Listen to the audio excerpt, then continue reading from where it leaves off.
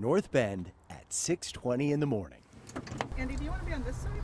And we're on the road with a van pool bound for North Seattle. Do you think van pooling could be part of the future of a better commute? Oh yes, definitely, because it cuts the amount of traffic on the road by however many people you have in the car. I think it's got to be part of the equation. The commute's horrible. There's so many cars on the road, and if we had more van pools, I think that would certainly help. King County Metro has the largest, longest-running van pool program in the country, 3.6 million trips last year. Some want to double down on that success by removing the drivers. The traditional car will, in fact, disappear. It's a question of how much time. That's Steve Marshall. How do all these things fit together? He's a transportation guru, brought on board by the city of Bellevue to create partnerships, in large part to push a pilot program around self-driving van pools to carry people into the city, and autonomous shuttles, possibly like this one now running in Las Vegas, to ferry them around downtown. These are real. I mean, we're actually starting the planning process and thinking about how fast could these come in. And we could have some of these things up and running by the end of the year. Wait a second. We could have some of these things up and running by the end of the year. And it's not just Bellevue that's ready to ride and invest in self-driving cars. The city's been in discussions with ACE's Northwest Network, which says the vehicles of the future will be automated, connected, electric, and shared.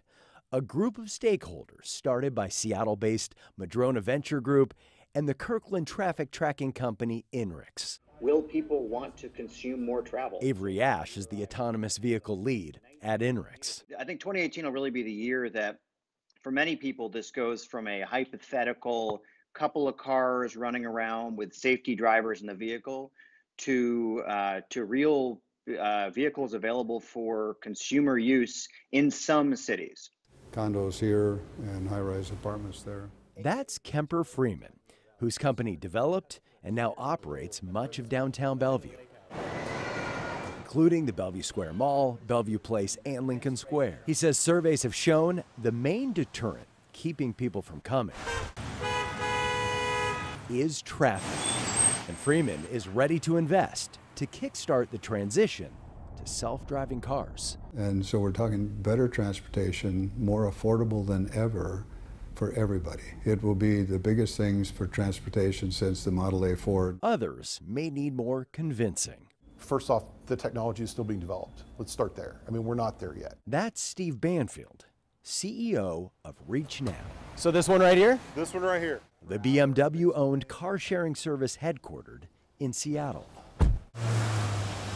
He says if self-driving cars are going to become the transportation of the future, the public must be willing to accept they may not be perfect.